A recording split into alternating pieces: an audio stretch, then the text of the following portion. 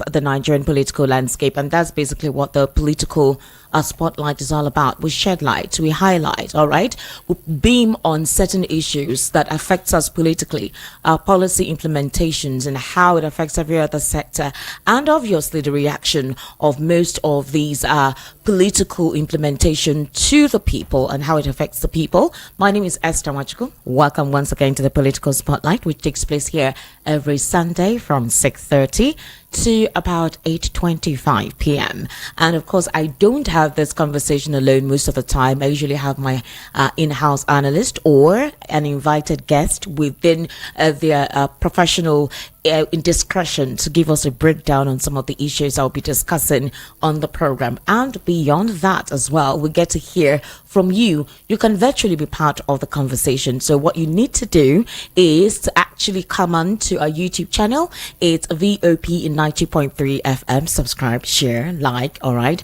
I want you to virtually be part of the conversation to make the program very interesting. You can also follow me on YouTube, Estic Media. That's ESTIQ MEDIA, Estic Media on YouTube. All right, right there too. We have quite a lot of interesting conversations, and I would like to know what you think. Social media handle is at Esther Nwachukwu on Twitter. That is, X. Of course, Esther Nwaz on Instagram. That's ESTANWAZ. And on Facebook, it's at Esther Nwachukwu. So let's start off there. Today is day 4 of the hashtag End Bad Governance protest, and it would be unlikely if we're not talking about it. But Nigeria is not the only country going through what you would term a bloody protest. A recent one is in Bangladesh, apparently the one the prime minister to resign. The protest started off with the students, and it's been awash with several gory pictures. Now, not just in Bangladesh, in Venezuela too, where you heard that the military and the police also joined the activism. Also in London, Scotland, one of the communities apparently based on the knife attack that was carried out by a young immigrant. All right, they burned down some mosque, and they're asking that some immigrants who are not properly profiled and are from a particular religious group should be asked to leave the country. So we're having pockets of protest all over in most aspects of the country. But what tells is the one in Bangladesh, wow, the prime minister is not living it out at all. And it's worrisome why protests have to be bloody. It's really worrisome.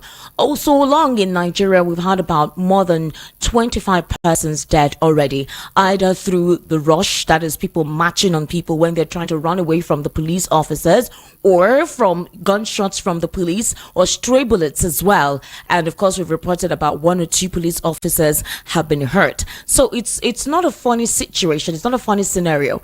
And I recall as well that last week we were asking the president to address the country. We were saying it was important for the president to address these challenges, to address these issues, because it was mind-boggling that we hadn't heard any response from the president. Rather, we've heard him speak through the traditional leaders before the official date that the protest was going to commence. And Nigerians were saying that is not good enough. Address us. We're not too little for you. This problem is affecting everyone. And a situation where people cannot have access to basic amenities, even food, is a very terrible situation. It creates a vacuum in how people's thought process goes. And trust me, it could lead to anything. Well, the government is also saying that based on what has transpired in some northern states, Niger State, Kano, Sileja, Bauchi, Borno, Maiduguri, these states actually where a lot of, will I say, supposed chaotic en masse of these protesters took place, and the president in his speech today said that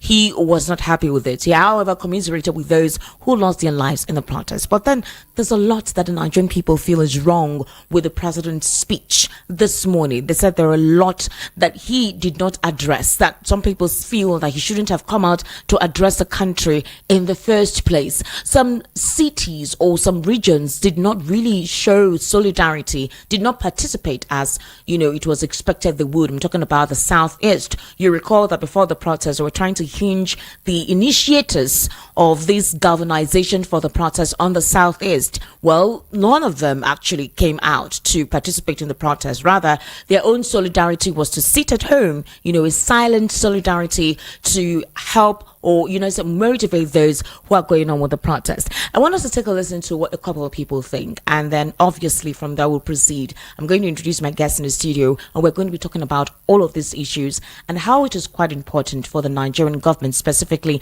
the president, to do something about it as soon as possible, beyond coming to give a speech that more of reeled out the accomplishment and proposed initiatives on ground, which the Nigerians are saying we haven't seen any of them actively reflect in our lives. All right, so let's first of all take a brief listen to Precious. What Precious said was something else, but hey, let's just listen to her. Are buying private jets and people are staying under the bridge. If the vice president says that those protesting for their rights, for their life, for their survival are idiots, then the vice president is an idiot. Yes, if he has the powers to call us citizens, not refugees, he looked at us and tell us that we are idiots, then the vice president is an idiot. Because they are building presidential villa for you, we don't have places to stay. Have you seen the amount for house rents? You cannot pay house rents in Lagos. 10 people inside one room. People are suffering. People are hungry. And Apapio, the Senate president, the unfortunate Senate president, is telling us that he will be in the house eating while we are protesting. If we don't ask him, we will ask his children. Our children will ask his children what he has done to us. You are approving budgets of billions upon billions. You are buying jets for the president, and people cannot afford transport fare. That is wickedness. And you still say they should not protest. Wow! Who protests? Day one of the proposed 10 days. And there will be day 2. There will be day 3. There will be day 4. And if care is not taken, it will be there forever till we get our results. Thank you very much. I'd like to see.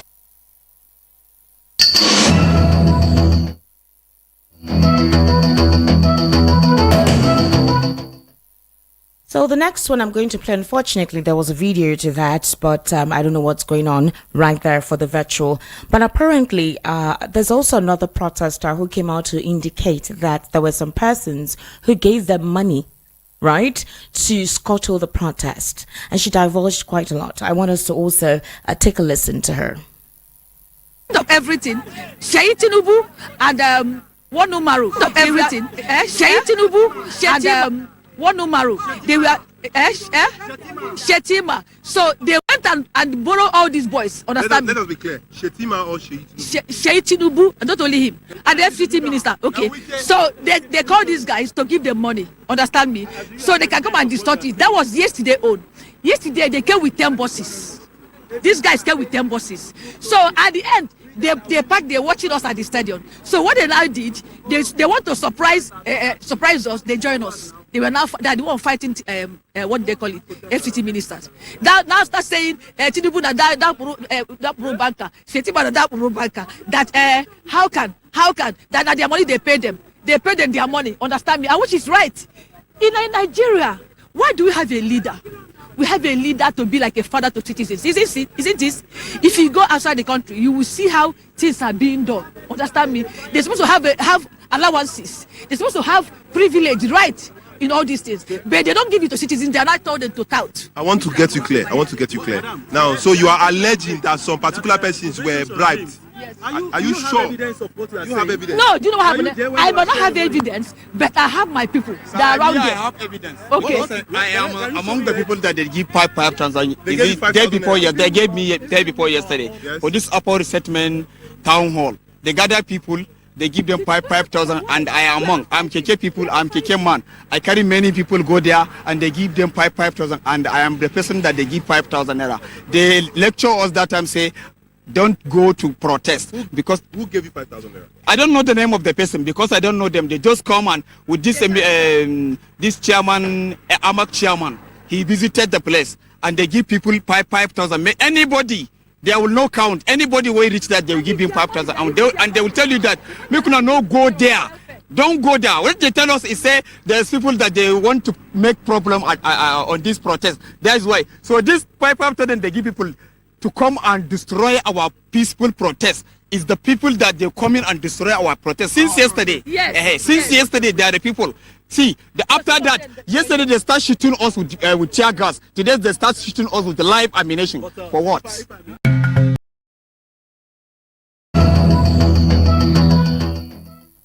All right. Apparently, you can hear what the protesters are saying. It's quite sad, actually, very terrible. Let's listen to what a couple of them also had to say as well. Facing us direct as if they are fighting war.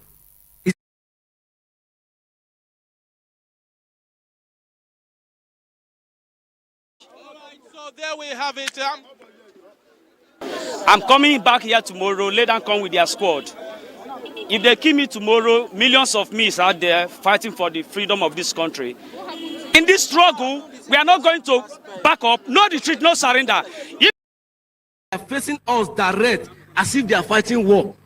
Is it a crime to fight for your right? After that, they finish all the OTR gas. We run. All of us run away. When we get to Secretariat, they still come. Another set of mopo from police headquarters. They line up as if they are fighting war. Jogging outside. They even use barbed wire to barricade us. We did not cross the barbed wire. We are behind the barbed wire. And they still cross from the barbed wire, start shooting us. So Elvis, they conked the guy. The guy fall. It's not funny, but it's a. I don't know how the protest became a belligerent one, because you would have expected that there was notification given. The Inspector General of Police was written to, and beyond him being written to, we saw a lot of lawyers coming out to show their support, to say, okay, we can protect the protesters. We saw Adegburuwa, we saw Inibehe F. Young, Deji Adeyanju. These are persons that to ensure that no individual is maligned or apprehended irrationally by the police. We saw Deji Adeyanju with the Commissioner of Police in Abuja. At the moment, we saw a lot of policemen who came out. Now, I don't know if you saw the protest that took place in Kano yesterday. It was something else. Now, when you talk about population, indeed, there is population in that state. Now, I don't know if maybe the route those protesters came out on mass to occupy was actually, sanctioned by the Inspector General of Police or by this Commissioner of Police in Kano State. Because the next thing we saw was an armored tank, right, trying to disperse the protesters. But they were shooting live ammunition. And I think at some point they started using water cannon. We saw how these protesters were running. We saw the policemen beating them while they were trying to look for a safe haven, all right, to protect themselves. We also saw one of the protesters being shot on the ankle. It was a very deep hole, and even in Lagos as well. So the thing is this: it has gotten to a point where the president's speech was meant to reflect all of this that transpired. But a couple of critics say that his speech was not reflecting the agitation of the people, the crux of the matter in the first instance. And one of such persons is Atiku Abubakar. Now, he actually said that President Tinubu's speech, which he delivered this morning in response to the hashtag #EndBadGovernance protest by Nigerians, did not literally meet it missed its mark, that it failed to convince Nigerians. According to him, he said the president's speech lacked substance and failed to ignite the faith of Nigerians in his reform activities, which has caused economic hardship in the country. Atiku, in his statement today, said that is through his media advisor, Paul Ibe, said Tinubu's speech failed on all fronts, including getting leaked prematurely, which is another sign of the dwindling confidence in his administration.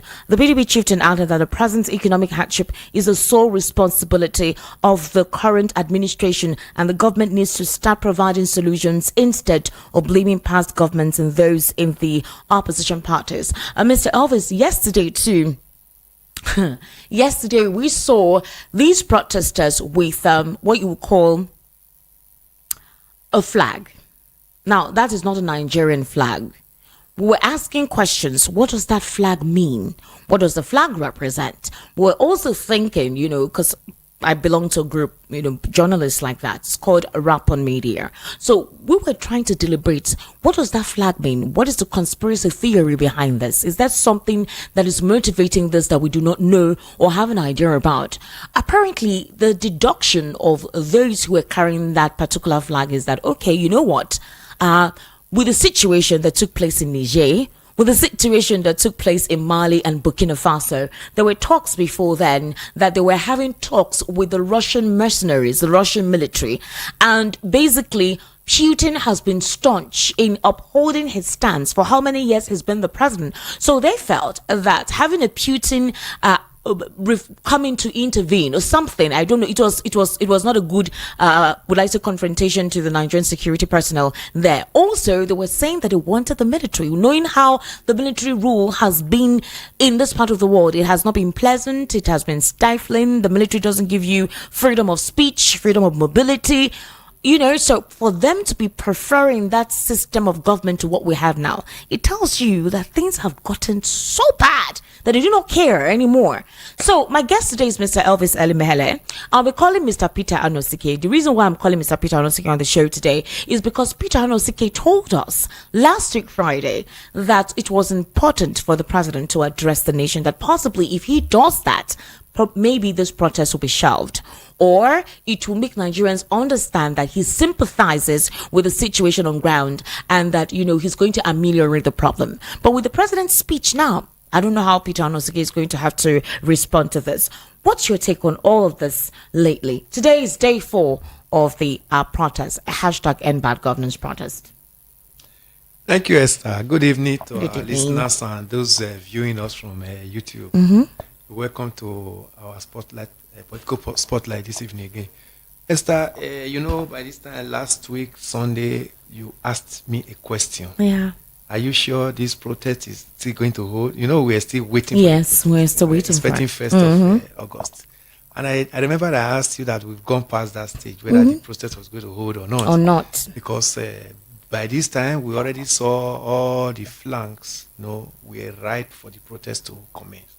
But one was, what actually surprised us was that we were thinking that the federal government was going to come up with better measures All right. to actually avert it. But by Wednesday, we discovered that there was just nothing. What we kept on hearing from the federal government was, analyzing the same system, telling us the same policies that brought Nigerians to its knee, and the Nigerians can no longer feed any longer. So then I knew there was just nothing. So fast forward to when everybody was like, the president should address the nation. To me, I knew what the president is coming to tell us is the policies he has put in place since May 29. Removal of subsidy, floating of the naira, the student loan that has become so polarized. Now that's one of all his ministers keep on telling us about student loan. But let me tell you, Esther, in another 3-5 years from now, or 7 years from now, at least when some of the beneficiaries of this student loan would have started graduating from school, and one would have expected them to, get a job and start paying back, we are going to, by God giving us life, we are going to review this matter, analyze it together. The student loan will drastically fail. Have you forgotten the traders' money in this nation that the former vice president of Sibajo went to the market to share to Nigerian traders? Is anybody mentioning about traders' money again in this nation any longer? Nobody is mentioning it. That's how these students' loan will come and fail. I'm not a prophet of doom, but a nation where you finish, you graduate from school, after your youth service, another 3, 4, 5 years, you don't have a job. You are still struggling in the same kitchen with your parents. How are you going to pay back the loan? It's not enough for them to be telling us that there are so much billions of naira now that the federal government are a man to start sharing. I think I would have been much more comfortable if the federal government can just say student grants. Knowing fully well that even if it's only 50,000 that can go around the number of students they will want to, they shortlist for it, let it just be grants. Because Nigerian graduates don't have job. Nigerian graduates are running out of this country. We did a program, Jackpot Syndrome, in this, some time ago, because there is no job here. And do you think that if Nigerian students who graduated and have no job and find a way to leave this nation, whether through the airport or through any means, start of this nation, you will remember this loan? Everybody, they will also see it as part of the national cake, as the politicians have actually seen the sharing of the oil money among themselves. That's how they will also see it. So I'm not saying that as one of, I don't know why there are so much, so they've given it so much publicity, student loan. But I'm just telling you, it's not going to be different from what all the loans we'll be seeing in this country that have never met his goals. That's what I'm saying there. So now we saw that on Thursday the protest began. Yes. Good enough. Thursday the police did well. They were able to protect the protesters and all that.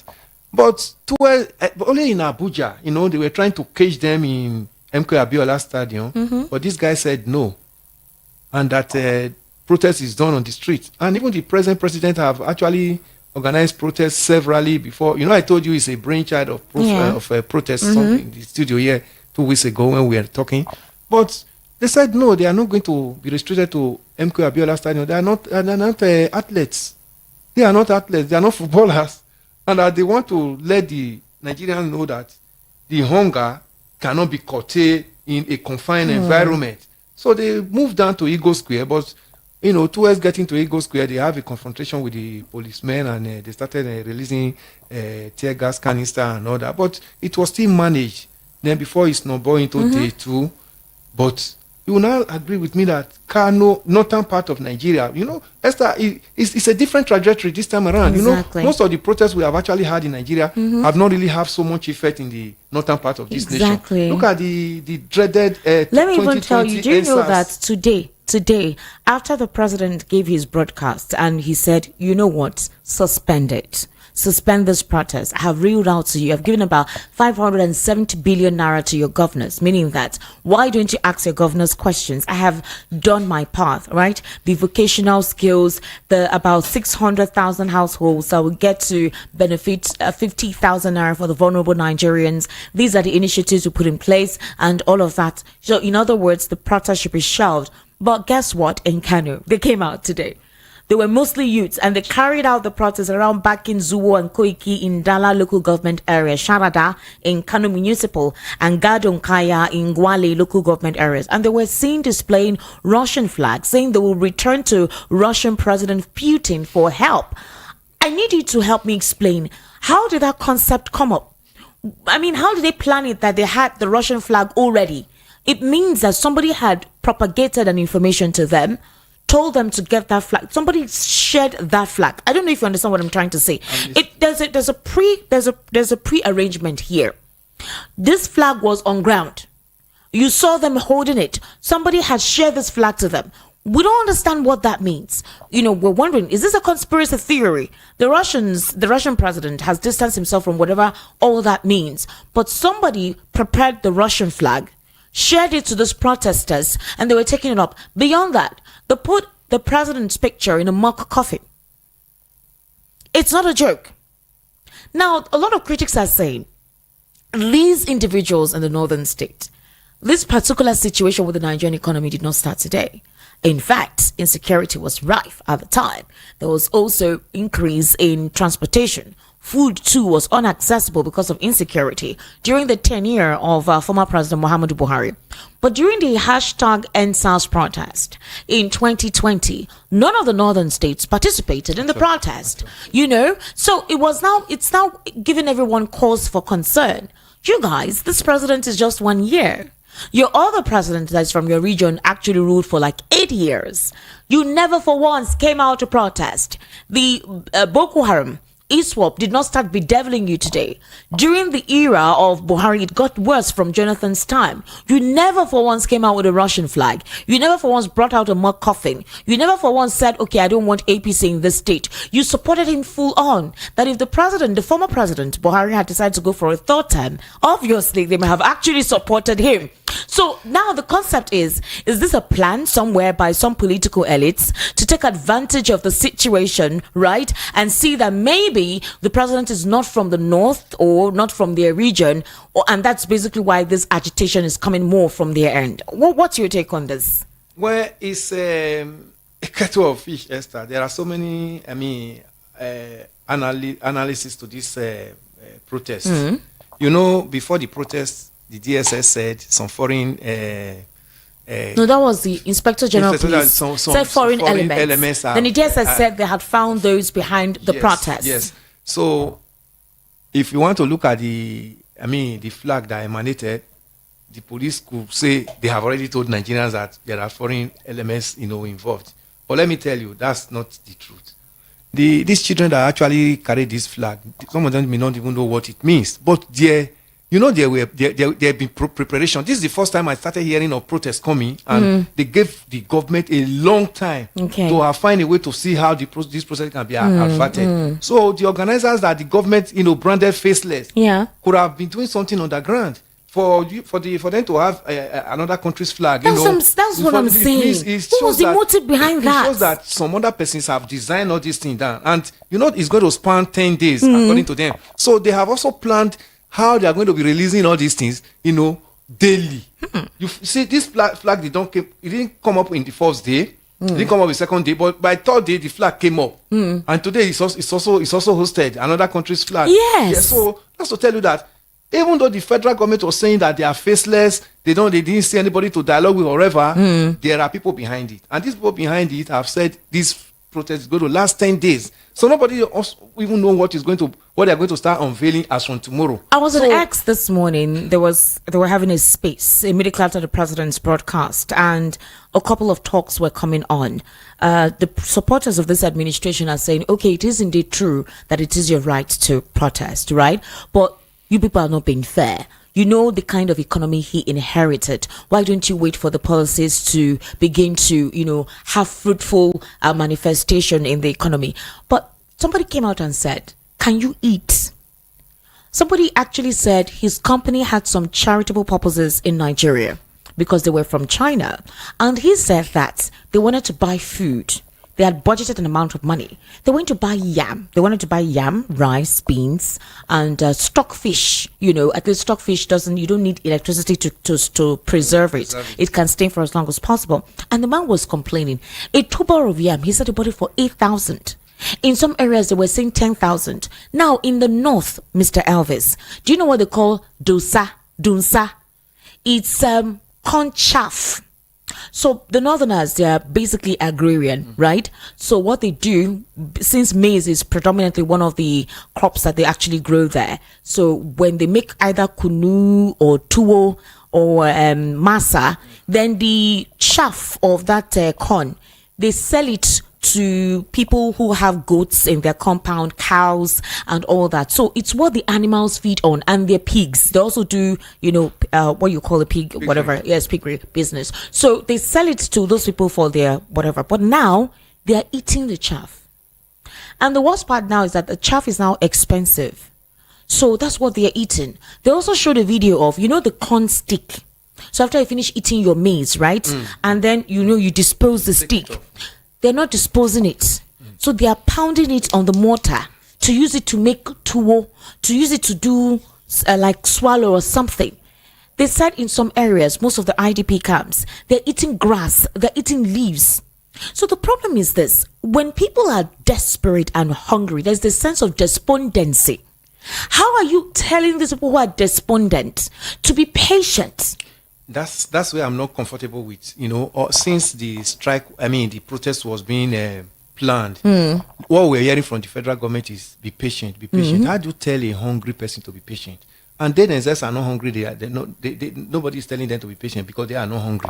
So I saw a situation where things were going to take this shape, because unfortunately, the federal government did not put parameters on ground to advert it. Do you know that the talk now is that he must go? No. Let me even read out what one of the protesters said. He said, Koya Giara Seyasoka, which literally means whether he adjusts or not, he must go.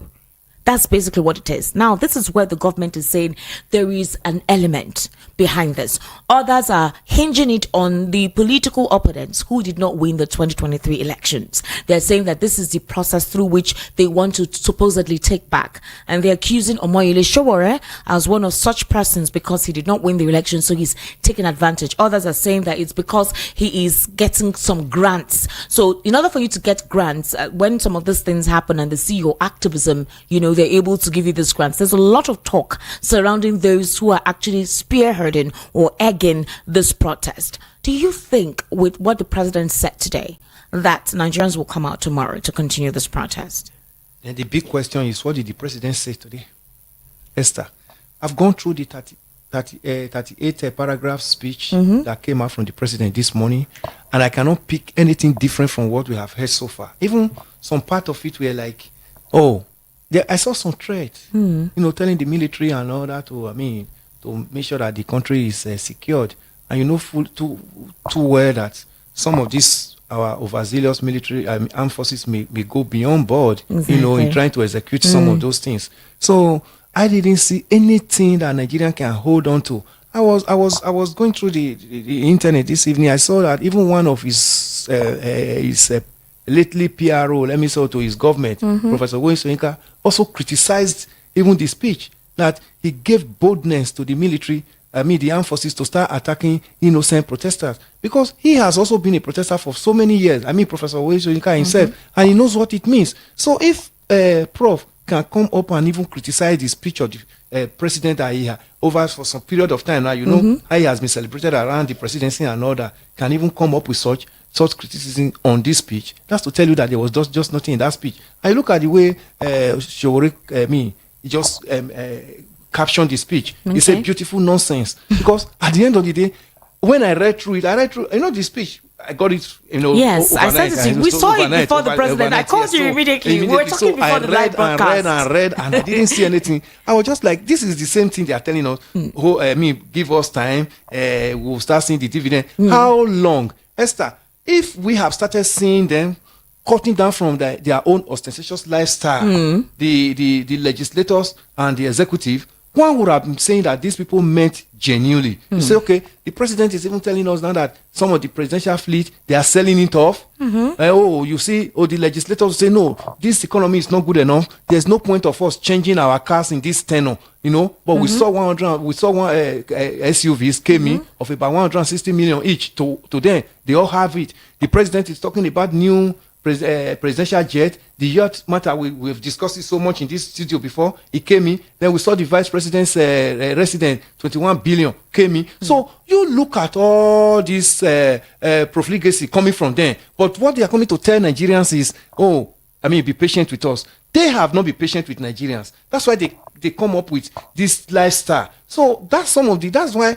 everything I read about that speech, I didn't see anything that will benefit Nigerians and even the protesters. One would have expected that, okay, within the next 2 days, I'm going to rejig my cabinet, I'm going to do this, I'm going to cut down on this. There's just nothing like that. No, they are just saying that they kept on reminding us about student loan, kept on reminding us that justifying the removal of fuel subsidy, the fuel subsidy that brought Nigerians to its knee, that Nigerians can no longer feed. Even look at the electricity tariff. Esther, I was surprised on Saturday. Did you see the rough drafts? Yes. Of the president's speech?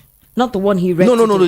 This was the rough drafts you sent me. Was it the rough draft I Yes, sent you? yes, No, that was yes. exactly what the president said. Yes. If you had listened to it. Yes, that's There was exactly it. another rough draft that actually went on. Where they said, I make this session today because I sent my vice president out to calm you all down, only for him to call the people protesting. I saw that. I couldn't believe it. That, If you heard one of the protesters said that she called the vice president a certain a derogatory word. Yeah. She said, you people are something with 9 fingers. That was what got the protester really angry.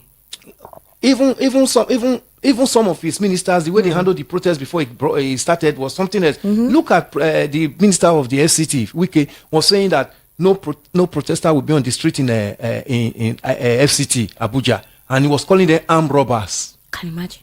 A minister who is in the center of unity of this nation, calling legitimate protesters, they are not criminals. They've not come out to the street to destroy anything. They've not done anything. You already branded them armed robbers. Who does that? So one would have expected that when these things were coming up, when it was festering, the president should have been able to even talk to his cabinet and say, come, be the best PRO of this government at this time. Because that's one of the reasons why you are appointed. Even if I'm not there, you should be able to tell the people what this government is meant for. But unfortunately, we saw them using derogatory words, to condemn him, saying that he's sponsored by opposition, names were even mentioned. Exactly. Bayonanuga started mentioning Peter Obi and another. What do you think? Was there any plan in place for them to actually think of, quelling this process before it started? Exactly. So when you put all these things together with somebody that is hungry, have you not seen one viral video in Lagos that somebody just naked and was on the street? Well, people were walking along with him. That's to tell you that a hungry man can go to any length. So when they are saying be patient, how long can Nigerians be patient? Okay, they are talking about they inherited an economy that was so bad. Who led the economy? It was an APC president Buhari, whom he supported so well. The president supported him so well. They brought him up in 2014 and said he must take over he must bully Jonathan out of power. And they did, and they succeeded. So you now ask me, where is Lai Mohammed now in all this? who was the Minister of Information for 8 years under Buhari's regime. Yes. Where is he now? Okay, now the government where he served, that same government that he so pronounced the best on. It was the government, is the same government now that this present administration is saying that they inherited a very bad government, bad economy from them. Okay. That's the government Lai Mohammed served from. Yeah. Then you ask me of Baba Akonde, BC Akonde, who was calling Jonathan's government kindergarten government. Where is he now? Is he not still in part of APC? Let me tell you, their political party on its own, APC failed. Woefully. One would have even expected that even when all this one was coming up, APC would have been able to also set up mechanisms to talk to their governors. Esther, like the president said this morning in his speech, 570 billion have gotten to state governors since the removal of fuel subsidy. Esther, you live in Lagos. And this is a state that also prides itself, as the commercial capital of this nation. And you know the internally generated of this state is not less than 50 to 55 billion. Yeah. That one is not the federal allocation, the fast allocation. Where are all this money? We saw state governors, living larger life than as if they are not part of what is happening in Nigeria. So one would have expected that APC ought to have also called their state governors to order, because the president may not have that constitutional right to tell the governors, this is what you must do in your state. But we saw APC completely fail in that regard. If we are talking about federal government releasing all this, we are seeing 10 trucks of load, 20 trucks of rice, going to state. Who are the beneficiaries of this palliative? And palliative, Esther, let me tell you, it's an aberration to a living person. A living person, you are coming to feed him with palliative. This is not. These are people that are not handicapped. These are people who were so resourceful before. Most of them got into IDP camp as a result of insecurity. Some of them, even those of us that are not in IDP camp now, that we still manage to go out to fend for our living. We cannot even afford it again. Then federal government is coming to talk of palliative. How do you give 220 million people palliative? Palliative to a living being. A palliative is supposed to have been for people who have maybe natural disaster, probably flood or whatever drove them. Then you know the number of people you are catering for over a period of time. How long will the federal government give palliative to Nigerians? Nigerians who are willing to work. Nigerians are willing to do legitimate work to earn a living. But most of them cannot afford Mr. it. Elvis, my political science teacher, when I was doing my BS, said something that Nigeria is one of the easiest countries to rule. Yes. All you need to do is just to provide an enabling environment for people to do their businesses. That's all. They're not asking for too much because they're very dogged and resilient. Now let me bring you back home. In the president's speech, all right, I think Mohammed Idris, the Minister of Information, in one of the Barakat radio station, where he was Human Rights Radio. Yes, Human Rights Radio. I want to play out what he said. He was able to express quite a lot on what he thought about this particular at the time the protest was meant to commence. And he said something that the president has done his part. That people should actually accost their governors. He made mention of the fact that there is verifiable data of monies and given to the governors to help, ensure that the very vulnerable within their states are well taken care of. And then the question that everyone is asking is, where is this money? Let's quickly listen to the Minister of Information and Social Orientation.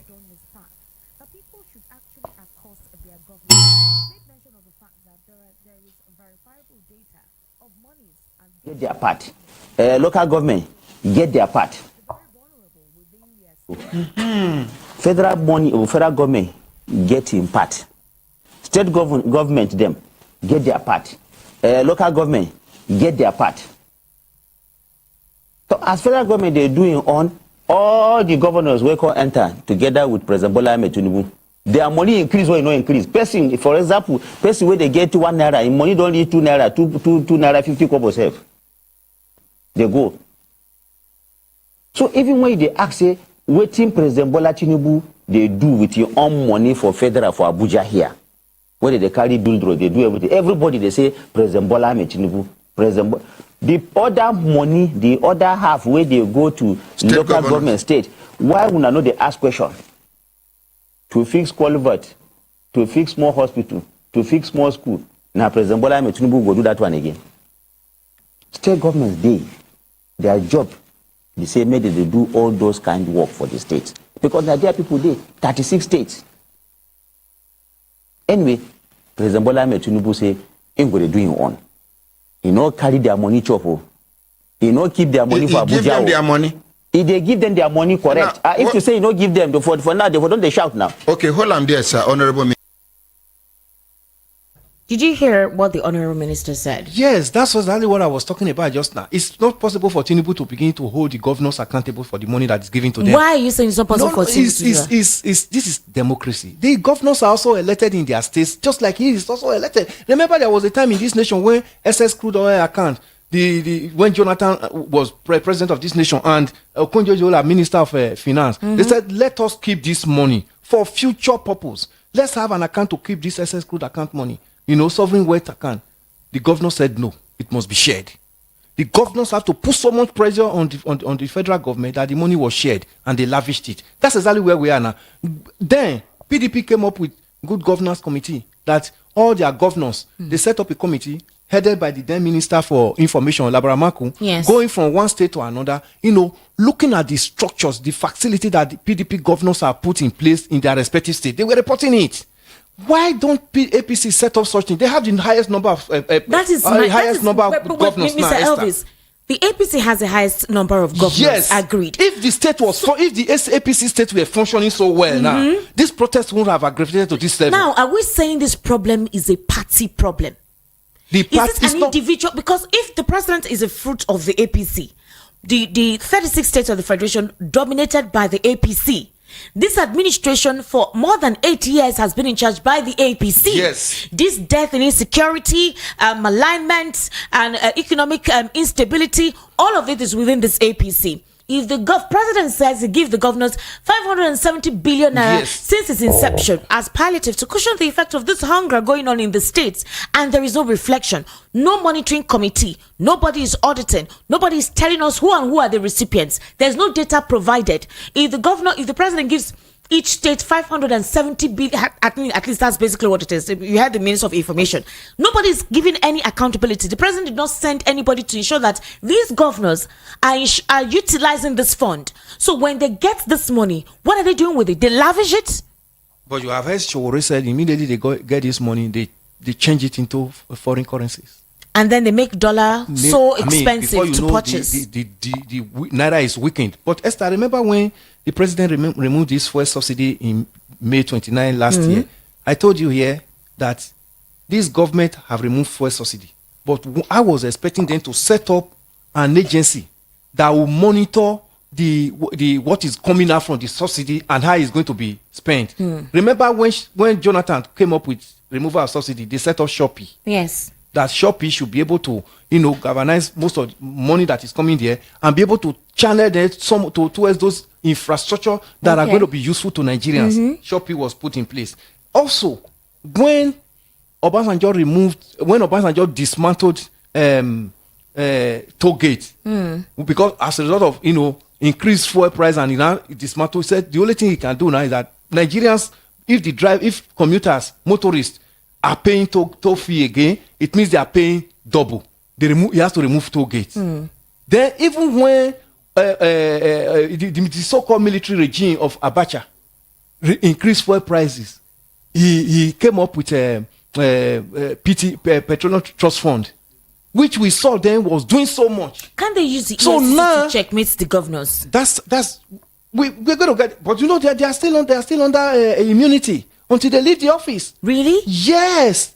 That's why Bello, the former governor of Kogi State, could do all that, spending the state government money to... Agreed, the governors have immunity. Yes, they have immunity. But if somebody is calling them out, for example... No matter the call you call out now, until he leaves the office, before the FCC can pick him up. Okay, can't another body be set up to monitor the expenditures of these governors, to give account, day-by-day account, and there'll be a press conference organized from the presidency telling us how these monies were utilized? That is to show that the government is transparent. Esther, I would have this kind of body would have come from the political party that gave them the ticket. Okay. The political APC should do more to their governors. Because everybody that is in this government now, apart from Wike, are actually APC persons. Most of them that are in this government. Do you know how much has been even if you are not a governor, you are an aide. You are an aide. You are a minister, which means you have a relationship with APC. APC should stand so well, stand on his ground and be able to say no. you are not representing our interests so much. If we continue like this, we might lose states in the next election. Our party might not do well. Look at what ANC is doing in South Africa. Why don't we borrow leave from here? So the parties just play the same game with the appointees and their elected personnel. And at the end of the day, everybody is just playing the same role. All of Nigerians are living in darkness. If the party cannot call them to order, unfortunately, even the machineries of the party has been hijacked by the executive. The present chairman of APC today, you ask me, how did he come into power? Exactly. How did he come into power? The Baba Adamu was Abdullahi was bullied out because they know he will not do their bidding.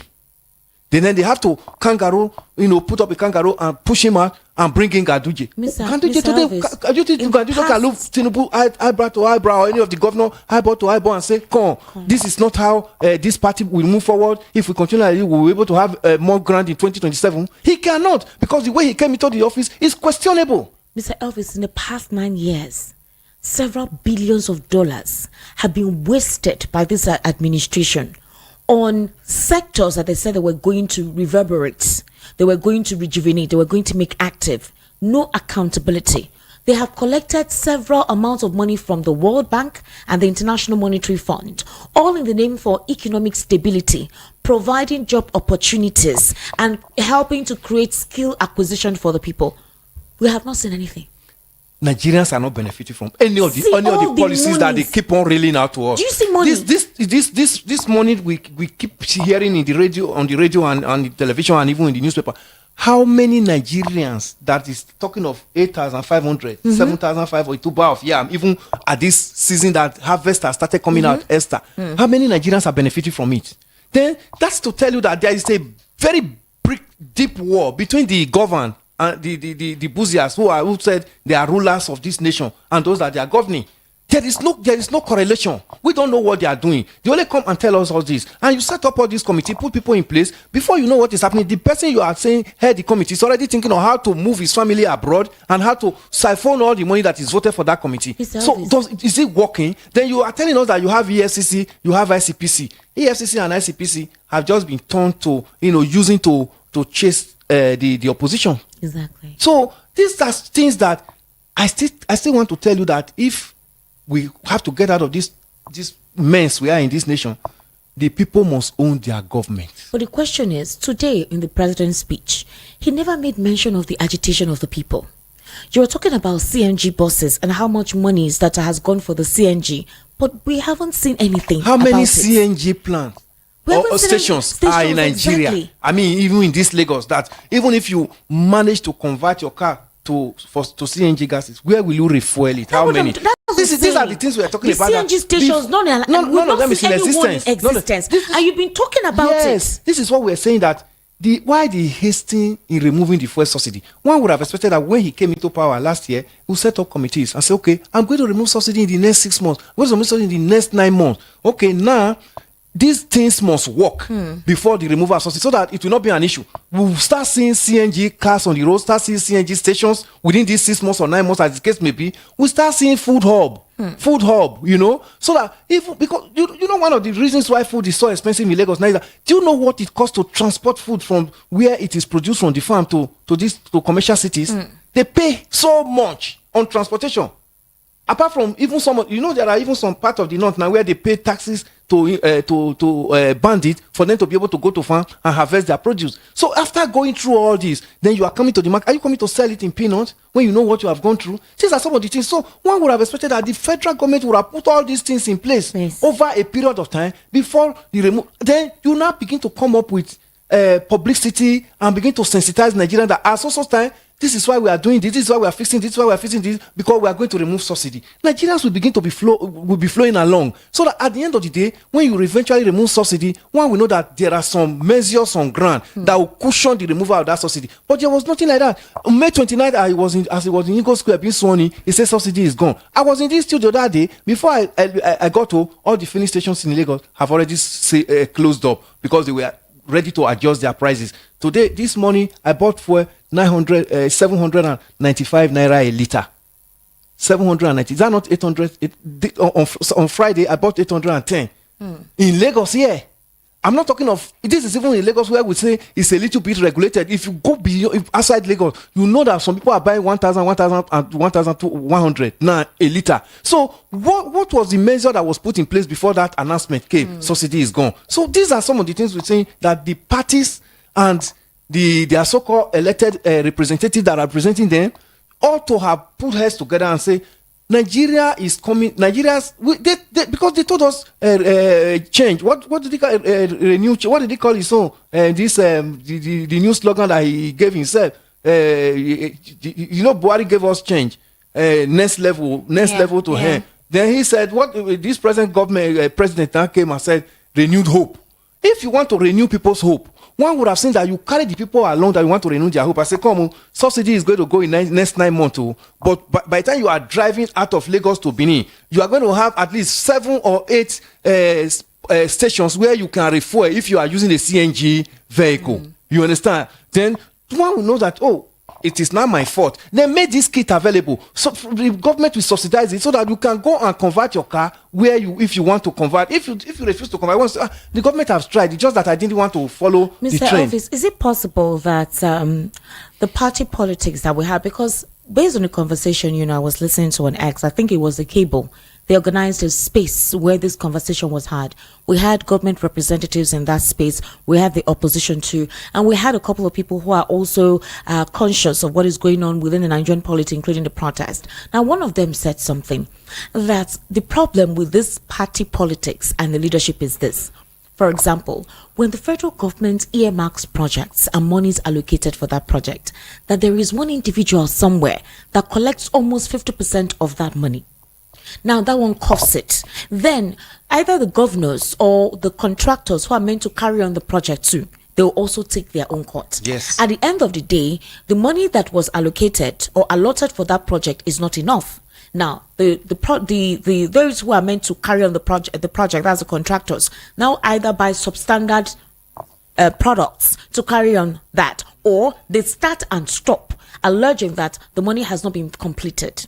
And this has been going on for years. Secondly, that we should remember that the party is the one that produces a political candidate. Yes, that's what I'm telling you. It is not like it's the people that chooses somebody to say, okay, this person is the person we want. So the party produces a candidate where you have no choice than to go for that candidate. For example, if you have 3 active political parties, like what transpired in 2023, APC, PDP, and Labour Party.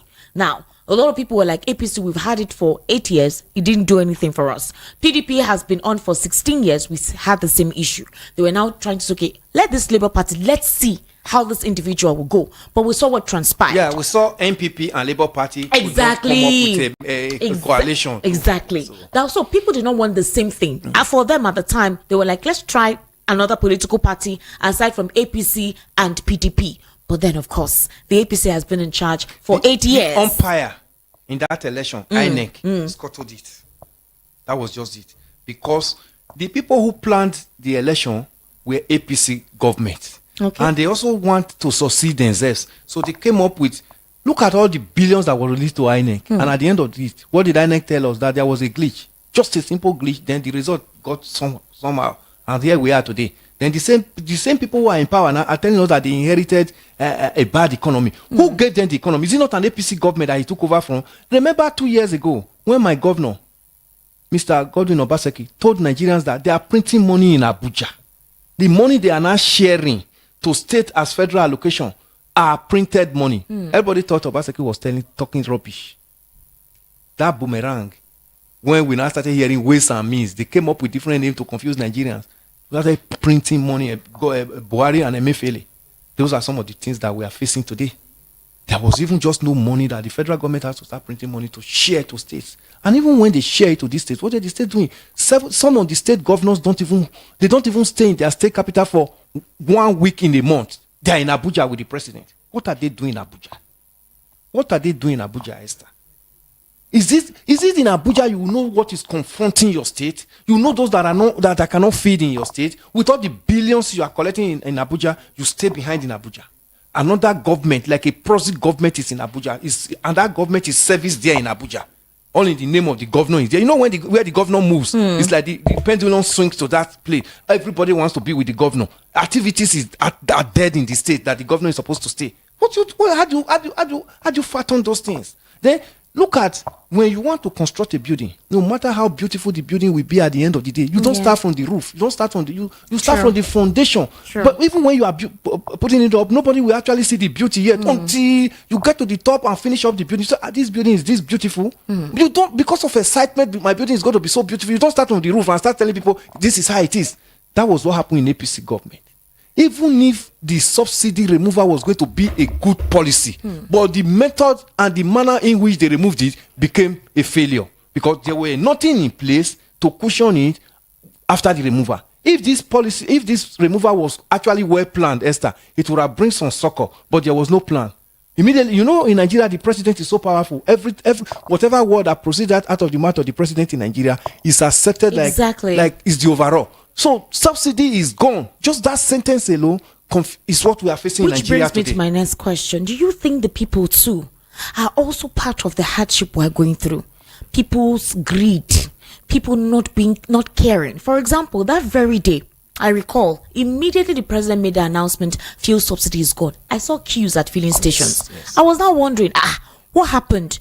Is this like maybe some people who did not support the president? This is their own way of protesting, because we saw queues at filling station. The question was now like, we want to go and buy fuel. They said fuel subsidy is gone. Fuel price will soon increase, and we're wondering, these filling stations, the old that they have they finished selling it off? That because the president said fuel subsidy is gone, all of a sudden we're seeing queues at filling stations. And to be honest with you, that was the truth. They sporadically increased it. The people get the kind of government they want. No, listen. What I'm saying is, I've heard what you're complaining of the government. Yes, what about the people too? Where are the people who are in government selected from? Is it not from the people? So the people have had this psyche of, since the president made this statement, this is my own opportunity. Because the government is said tell the people lies, and the people now believe that, where this lie favor me, I have to quickly grab it. They call it favor. Some people will even go board, Mr. Yes. Elvis. People have to drive down to NNPC filling station to buy at the exact price. Immediately the president made that statement. Some people cash in on it and say, this is my opportunity. This is my favor. You will even be surprised that some people will tell you that they'll go between Thanksgiving in the church that at least that period they know how much they made, because the government have so ruled the people over the year with lies. They've so brought this manner of set this poverty mentality into us that every aspect, every opportunity we see now that is going to yield light to us, we quickly grab it. If the people are sincere if the government is sincere to the people will not begin to act the way we act here, because with the way we act here, we act as it's my opportunity. Esther, look at it. When Christmas is coming in civilized nation, they say they need to tell you they need to tell you they are clearing stock. Yeah. They reduce price. Yes. But when it is coming in Nigeria, what do you see? Because every opportunity we see in Nigeria, because of the way we have been so improvised and popularized in this nation, we see it as an opportunity.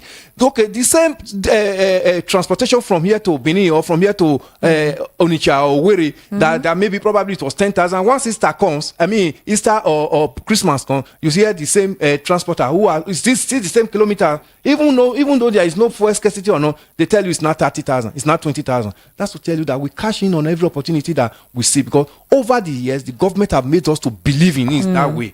We don't see anything that this let me have sympathy on the people, my own Nigerians, that we are going through this suffering together. That's why you see some of the disgruntled elements in this protest are going to start hijacking a poor Nigerian shop, breaking into it and destroying. These are the same people that cannot feed, and even this shop you went into may be the only surviving means of that family. By the time the protest is ended, the family is completely written off. But Ibe Kachuku, the presidential candidate of the African Democratic Congress, Dumebi Kachuku, actually, he's asking the protesters to halt their demonstration because innocent people are being killed. According to him, he's saying that if they hate the president so much, they should ask the National Assembly to remove him or wait till 2027 election to vote him out. This is what he said. We can't continue killing ourselves. Our streets flow with the blood of the innocent. Over 19 killed in this, according to him, in this scam of a protest. All for what?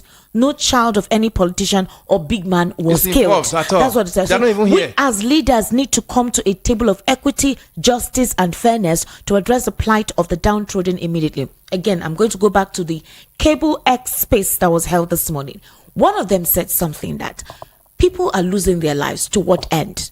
The president has come out to give a speech which did not even reflect the agitation of the people, right? So, none of the politicians' children were part of this protest. None of them have died. None of them has been shot. None of their properties looted. None of their businesses shut down.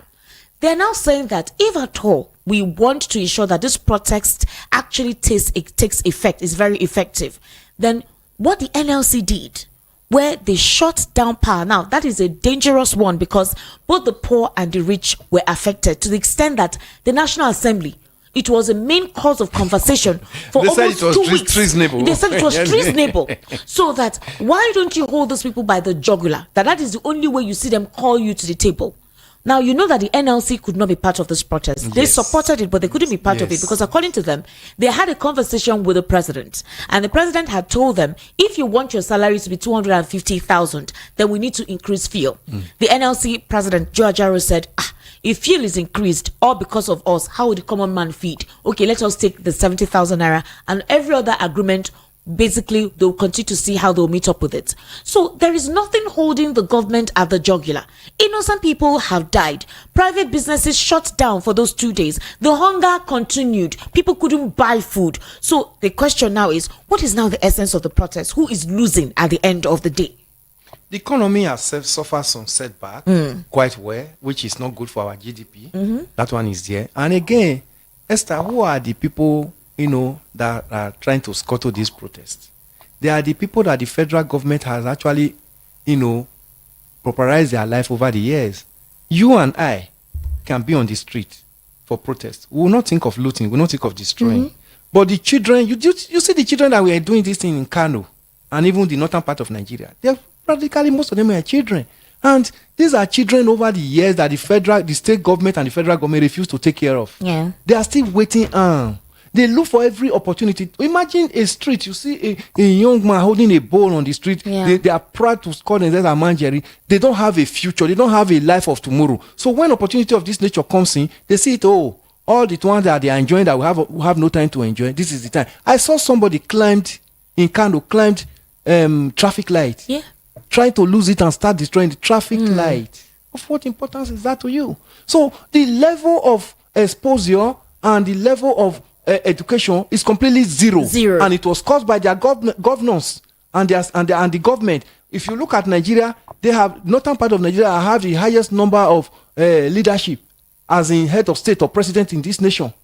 But you look at their people, and they've enriched themselves with the wealth of the nation. They enrich themselves and neglect the people who gave them the power. That's what you are seeing playing out. This is why Boko Haram kept getting recruitment easily. Swap and all that, because by the time they come in, they just bamboozle them with little good life. Then they take them into the forest. They become recruited, because over the years these children have been neglected. No father, no mother. The state government and the federal government refuse to take care of them. The governors of the northern state have a lot to do.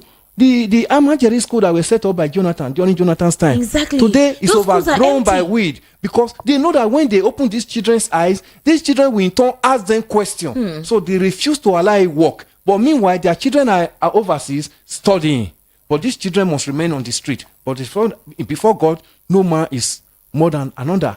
We are equal before God. But so are we saying that the leaders deliberately make the people redundant, intellectually redundant? I was listening to Ahmed Sani as the governor of Kaduna yesterday in one of the programs, and he said it, that they have a fault. The leadership of the northern part of Nigeria also have fault. I'm not saying that there are no school dropouts in the south, but it's not as much as what we are talking about. We're talking of about 18 million Nigerian children on the street. Do you know what that means? There are some countries in Africa that don't have that population. Countries like Togo, Gambia What is their population? But we have as much as that number that are on the street doing nothing. They are waiting armed. These children can pick up arm at any time, because by the time they see their leader say, go this way, they are ready to follow. And that is the end. Okay, their leader is not exposed. It's also not educated. Yeah. He has been leading them in that crude manner. So when they see their leader say, okay, we are entering the street, there is protest. Whatever they see their leader doing, they follow.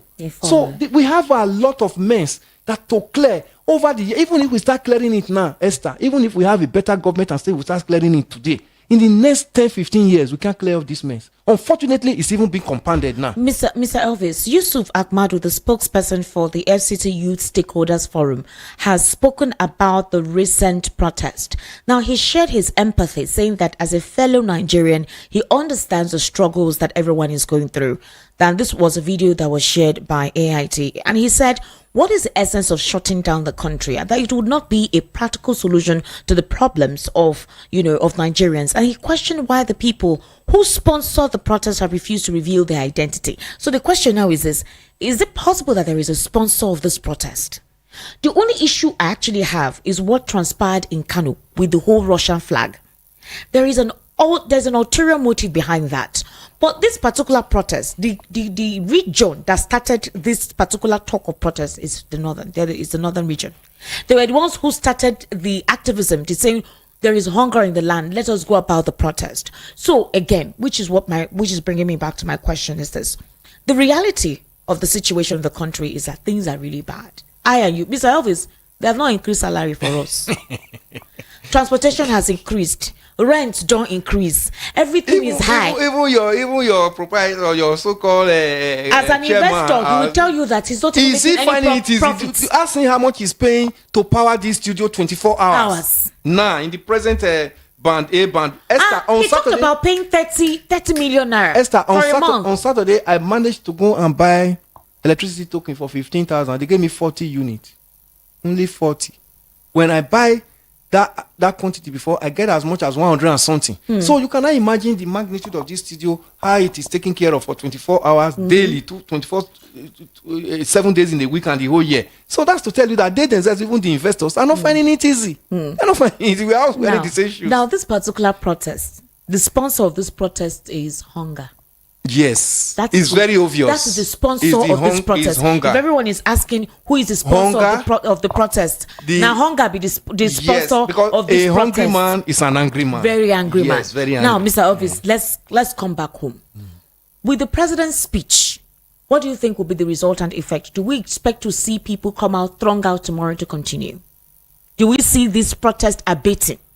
And then I thought the president would call for dialogue. That was one of the things I was expecting him to say in his speech this morning.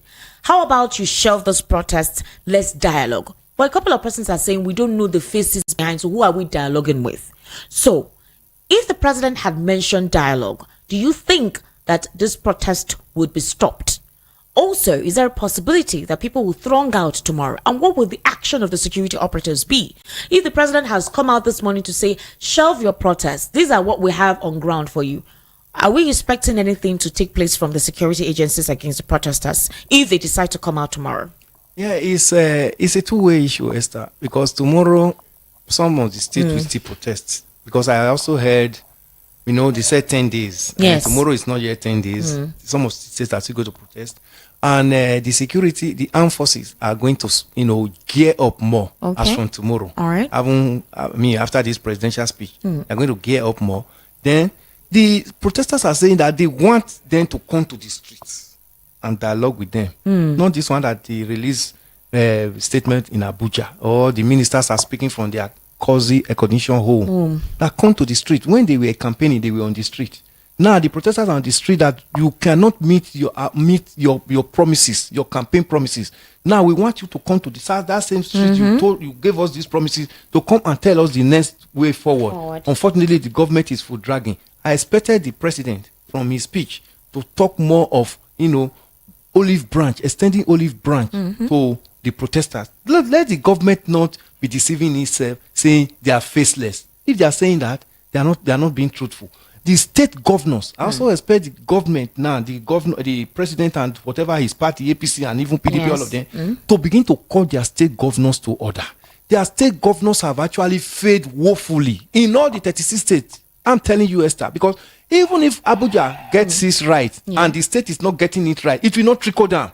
Now we just got the local government autonomy. Everybody is like, oh, local government is going to be first string very soon. It's the closest government to the grassroots people. If it is not managed, if it goes the same way the federal and the state have gone, in another 1 year from now, Esther, we'll still be analyzing here that the local governments are worst off. That's why we are saying now that better management ethics should be put in place, especially accountability, so that every local government chairman that is coming into these 774 local government knows that it is not business as usual any longer. Because if they have to copy this, their father and their grandfather, the state and the federal government, their father and their grandfather, there will be no change in the local government. By this time next year, you see the poverty will still be in this manner. So they have to recalibrate the mechanisms and their policies that they be using to govern us. The people are not feeling the impact of government in this nation. We are not feeling it. That's what you are seeing on the street for the past 4 days. We're seeing protests in Venezuela, Bangladesh, Uganda, Kenya, Ghana, Nigeria. Even in the UK, we're seeing protests take all over. And this time around, people are saying, we don't want bad governance anymore. We want a government that respects its people and takes care of its people and are responsible to the people. My question is, why does Nigeria lack data? We have NIN, we have beavers, and when we hear the government say we want to transfer about 600,000 households, we want to give them 50,000 naira to the poor of the poor. Yes. Now, most of our phone lines will be asked that they be registered. If you want to get a SIM now, the first thing they will ask you for is, where is your NIN? Or your beavers. You must link it to your phone line. So if we are more than about 220 million based on the population, what about the NIN that we have? Because right now, that's basically what it is. That is a necessity for you to get a phone number, for you to be connected. So if that is the case, why is it difficult for data to be provided? It's deliberate. By the time we have data. It's deliberate? Yes. If we have data, responsible data in this nation to take care of certain things, accountability will come in. These politicians don't like that, because by the time you win election, you are no longer talking about the people. You are talking about how to enrich yourself. If things work well, don't they travel abroad? They do. They see things work well. They do. And these people put these things up in their countries over the years, and it's still, and it's still going on well. They go there, they maintain, they are on the queue, they are standing in the bus. None of their aides carry their bags and all of that. Somebody standing behind you because of insecurity. Why don't you import in that? If they know that if they make it well over here, Nigerians' eye will be so opened, and they won't have this opportunity of, looting what they are looting. Okay, the Labour Party just won election in UK now, and they said the economy is not good, that they inherited from Conservative Party. But all the promises the Labour made now, they said, we are going to adjust tax so that we can meet the demand of the people as from October. You see, they are carrying the people along. That's my issue, Mr. Elvis. Even when the president was talking this morning and he was reading out all the policy, I was expecting to say, okay, you know what? Between now and September, you'll begin to see this. All right, this is the measures we've done. This is how far we've gone. If the president cannot do that, maybe it's going to take too long for him to read it out. Would have expected the Minister of Information, National Orientation as well, to come out and give a press conference or a nationwide broadcast and give us bit by bit breakdown of all the policies they have on ground, those who are in charge of it, and the timeline. No timeline. All we keep hearing is that they released also billion for student loan. Student loan. Even the parents that cannot even feed their child, you are talking of student loan. So you see where government, and the government face the responsibility of taking care of the people. They are carrying them along now. So if you will still see that even when that tax is adjusted and things are changing over there in UK, you see protests in the front of 10 Downing Street in London. People will be protesting. I said in London right now, they are protesting. Protesting. It also turned chaotic too. By then, it will even be worse. But you won't see this kind of, releasing live bullets to scare people away, because they know that the government belongs to the people. Is it possible for the National Assembly to ask that the president should be impeached? Because that's what Kachiku is saying. Well, not that if Nigerians hate the president so much, they should ask the National Assembly to do that. Don't expect with that the current leadership of the National Assembly. Is it possible? 10th National Assembly, because when the president of Senate was made the president, I'm talking of Senator Akpabio. He said anything the executive sent him, they're going to approve it. So that brings you down to how our leaders in Nigerians appointed or elected. How did they get into office? They get into the office through the back door, through kangaroo. If he was actually coming from the people would have been able to tell the leadership of the National Assembly that we are no longer finding it easy. Therefore, do your job. You remember when Saraki was in the 8th Senate, yes. the Senate, when Saraki was Senate president, you know how he got his way into becoming Senate president. Exactly. And APC were not comfortable throughout. At all. But his people, the leadership of the members of the National Assembly, rallied around him. They were looking for every way to remove him. You saw how he was, puncturing some of their policies. They invited the president to come in now when he came to present one of the budgets. You see the way he was puncturing it. That's a leadership of a National Assembly that has, the mindset of people, how to take care of the people. But unfortunately, when Ahmed Lawan came in the Ninth Assembly, we saw a difference, and we are seeing the worst now. And that's what they do. They don't want to put anybody there that will look there eyeball to eyeball and say this is wrong. That's why you see all the ministers coming to the television and start telling you, the president, he has floated in Naira, he has removed fuel subsidy, he has brought us student loan, he's doing this. And none of those policies that Nigerians can take to the market and be able to buy food for their family. So apparently it's useless to the people. Let's bring the people in. The number to call is 0700 903 903 903, 0700 903 903 903, and the WhatsApp number is 0817 1756 338. Hello, welcome to the Political Spotlight. How are you? Hello. Hello. Okay. I just pray this phone will not disappoint us today because we want to hear from you. 0700 903 903 903. Hello. Hello, good evening. Yes, good evening. How are you? Hello, good evening. I can hear you. Please go ahead. Hello, good evening. My name is Michael. I'm calling from Ago. All right, Michael, please go ahead. You have a minute. Can you hear me? Go ahead. I can hear you. Please go ahead. Hello. Michael, go ahead. When you call, just speak. We can hear you. Okay. I love what people are saying, but to preach Tinubu in this seat, that is the best. It is not possible. Because the way they enter into the office is not genuine, and nobody can do that. Even if 200 people, 500 people died, it will not affect Tinubu. It doesn't. They don't value human being life. They value their life. Look at all their children. No one in Nigeria. All of them in outside countries. So whatever you are saying, whatever the people are saying is just wasting of time. What I can say is that we should be praying and have patience in 2027 so we can push them out by the grace of God. Because at the end of the day, they will still come themselves enter into the seat again. Because the last election we did, we didn't go for APC. We went for Labour Party. That is the reason why the Anek man, I wish this protest, people will join this protest, they will go and see Anek man, Anek chairman. He's the one that putting us into this trouble. We are passing through now, but because of you don't really join in this protest, it will not be well organized. Look at the way they are doing. Thank you so much. Thank you so much. Thank you. Your 1 minute is exhausted.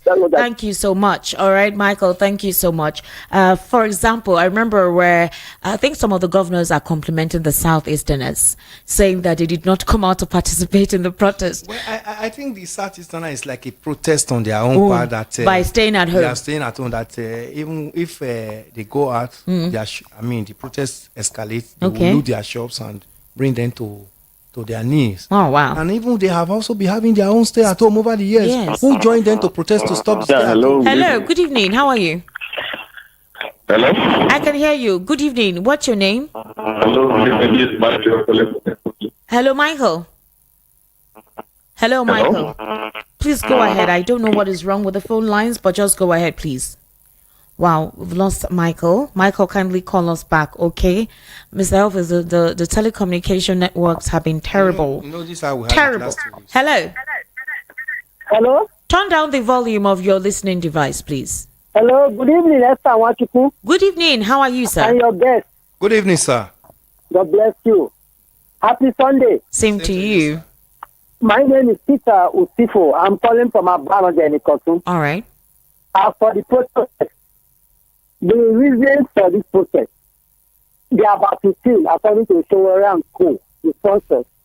Actually, some of the reasons are very nice. So all the reasons given are very, very nice. But most of them are for long-term measures. Why only two, as I believe, are immediately for short-term measures? And what are these two? Hunger in the land. The government will address it, and of course, profitability of the government. That is cutting down the cost of governance. Yes. These are very, very important.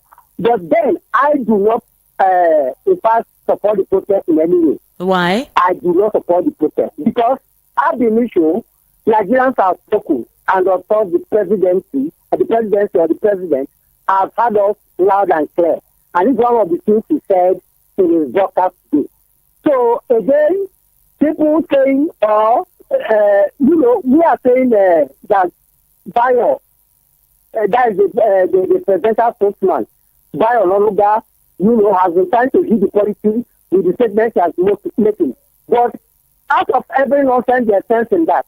And you may not blame Bayo Lonuga because he's actually doing his job. Anybody can be said out of every nonsense there is sense. What is the sense? What is the sense of what Bayo Lonuga has said? Mr. Peter, what is the sense? What is the sense? Bayo Lonuga and some other people have said that this protest is politically motivated. Really? Did you hear what he categorically said?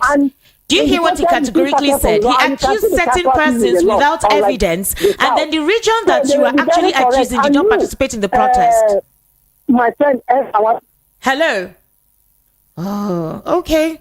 Peter, kindly call us back. You've exhausted your hunger. I don't understand what he's saying, but because I've heard what Bayo said. He's one of those who incited ethnicity and tribal bigotry. Yes, so I'm wondering why you say there is a sense in the nonsense that he said. 0700 903 903 903. Hello. Hello, can you hear me, please? Hello. Good evening, sir. How are you? I think I hear me. Yes. All right, Nemeka, please go ahead. I'm saying this. My take go this way. APC government for social and reward days create root and share. It's not the big APC. They are not in this country to help us at all. They are not in this country to help us. So anybody expecting any good thing from APC is deceiving himself. That is the one. And another one again. You see this protest, this demonstration that is going on. The question they are asking is this: end the bad governance. So they will answer. The answer when they say about these people is to give them good governance. That's the only answer. If not, nothing else anymore. Because if he speaks this morning, it's very, very empty. He does not even meet the demand of the people. Thank you, Nemeka. Thank you so much. So let people keep deceiving themselves. They pour fuel into fire, from the sea, and it will get all of them one after the other. Thank you, my dear. Thank you so much. 570 billion naira, Mr. Elvis, given to state governors. Yes. And up till now, all the states are crying of hunger. Where is this money? What the president said, where is this money? That is the question. Secondly, in the president's address, why, if the president had mentioned and said, you know what, all the senators and all the governors were going to cut down their salaries. If the government is saying they don't have money to meet some of the needs, he said fuel subsidy is gone, they cannot bring it back. That's what the president said, that, forget it. That one is not going to happen. Food is very expensive, right? Accessibility to food is unavailable. There is food, but it's so expensive, people cannot buy. We were expecting that the president to say, you know what, all of us in government, in support or to show you how serious we are, right, in helping to ensure that we're working for you, we're going to slash our salaries. They all have various means of making money. All right. If they say their salaries is nothing, what if the president has said that? At least salary is even nothing to them. I know, but allowances to show that support, yes, say we understand what you're going through. By the time you get into state house, those basic things in life, the state takes care of it: feeding, accommodation, everything, traveling, vacation, and all that. So what are you actually talking about? And look at, even when they are leaving office, they have come up with bogus pension allowances for themselves. That even when they leave office, they are still like a 7. Yes, it's consistent. And it never falls off its mark. No, they are still like 7 governors even when they leave office. because the state pay provision for everything, even when they leave. This is just a position of maximum 8 years. Then somebody with a Nigeria pensioner will serve for 35 years. Another 5 years, their gratuity will not be paid. And 6 months, 8 months, they'll be owing them their stipend of pensions money, stipend that they pay them. They'll be owing it. Is that not wickedness? Okay, when these protests were going on, how many governors came out to address the protesters? We only saw some few states. Just only few. Rivers, Adamawa, Taraba, and some few states that came out to address the protesters. All of them are hiding somewhere, because if the protesters actually want to be truthful to ourselves, the governors are the first culprits. Well, you know, they went to the traditional rulers' residence. I think in Kano they did that, as well as in one of the other northern states. And we saw how the security operatives tried to deter them from having access. Because the first thing you do is to go and meet your governor to ask questions. So, is it possible that this protest should be we should do it against the governors? We should ask them questions, yes, rather than coming from the federal level, because others feel that the federal government is responsible for the state governors, yes, that they should put fire on the state governors so that they reflect the dividends of democracy on the people. Yeah, the issue is that we have not had a real federal system of government. That's the reason why everybody is still looking onto federal government. If we have actually had, what federated unit is all about, yes, you would have seen that much won't have been at the federal level. Everybody would have been looking at a situation where the governors still go to Abuja to collect money. That's why everybody is focusing on Abuja. If this money was domiciled in their state, as supposed to be. Hello. Please turn down the volume. Turn down your volume, please. Hello. Good evening. How are you? Hello. I can hear you. Go ahead. Good evening. I am fine. Name and location, please. Hello. I can hear you. Go ahead. All right, it's the network. Just go ahead. Go ahead and talk. Hello.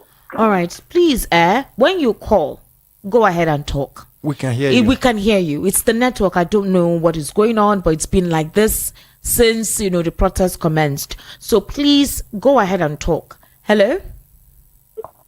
Hello. Yes, hello, good evening. Welcome to the Political Spotlight. I can hear you. Yes, sir, go ahead. What's your name? Good evening. Good evening. What's your name? Hello.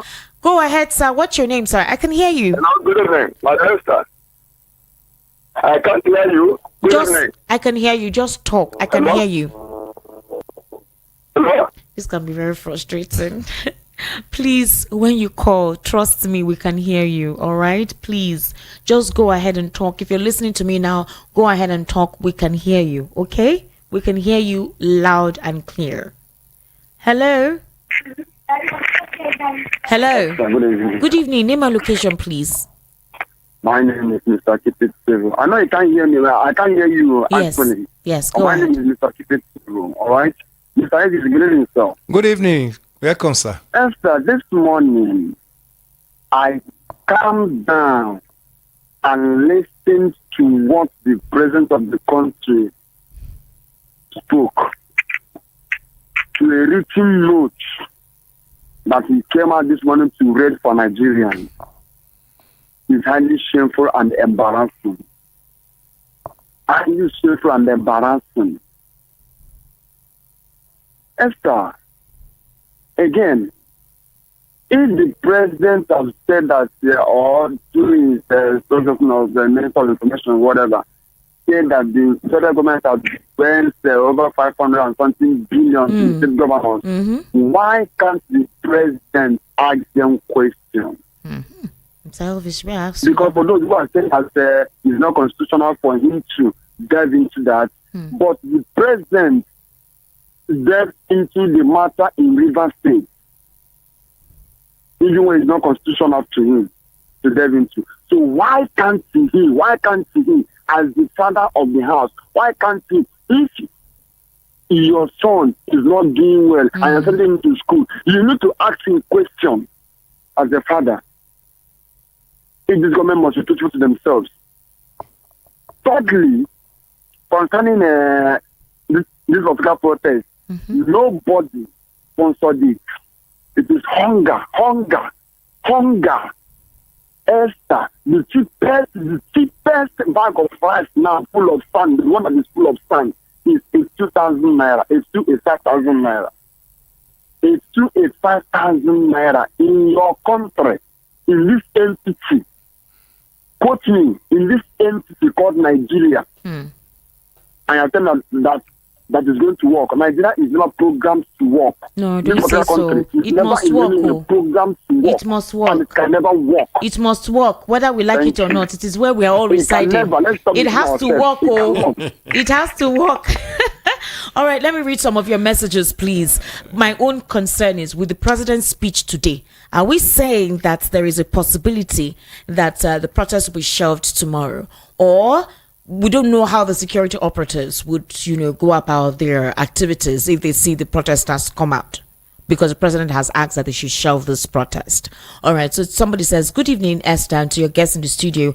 Solomon Asika from Mushin, please, that narration the people ruling are from amongst us irritates me whenever any analyst uses those words. So I'm the one that invited terrorists to be killing Nigerians. My prayer is that this oil should dry up so that Nigerians can have peace. Other mineral resources can be found in other states like gold in Zamfara, but nobody's talking about it.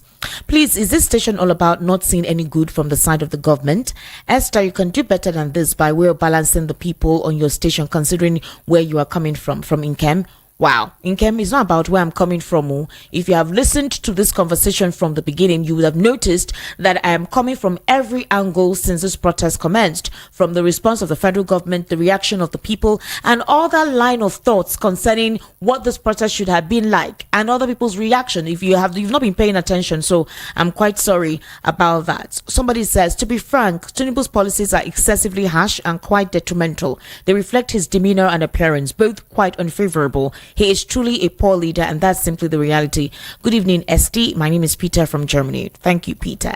Good evening, Esther, and to your guests in the studio. The president's speech earlier today was nothing to write home about. He didn't address the main issue that resulted to the protest. Rather, he threatened the protesters. He just ignited an unquenchable fire that he wouldn't be able to put out. Is this Peter Osifo? Oh, okay, I don't want to read that one. Good evening, Esther. This government aren't prepared. Most of them come through the window. Mahmoud and the judiciary should be held responsible. My name is Innocent Israel from Maryland. Thank you, Innocent. The state governors are eating public money because Tinubu is their leader. He can chai. Because I beg. What Tinubu did today was exactly what Buhari did during NSAS protest in 2024. Onyekachi Nwachukwu from Ajaoi State. And Peter Osifo was right in what Onanuga. There was no sense in the nonsense Onanuga said. Same Onyekachi from Ajaoi State. All right. Good evening, Esther, and I greet your guest. All what Peter Osifo is saying are pointless. He's reading a script on the radio. This same Peter Osifo collected grinding machine last year. I don't know why you gave him 0700 903 903 903. That's the number to call. 0700 903 903 903. 0700 903 903 903. Hello, welcome to the Political Spotlight. What's your name? Hello. All right, unfortunately, we can't hear anything. 0700 903 903 903. Please, you can actually call on WhatsApp if you cannot call us through the normal phone lines. It's quite important. But Mr. Elvis, was it warrant them putting the president's picture in the coffin? Hello? Hello, good evening. Name and location, please. This is Ifan from where? Speaking. All right, go ahead.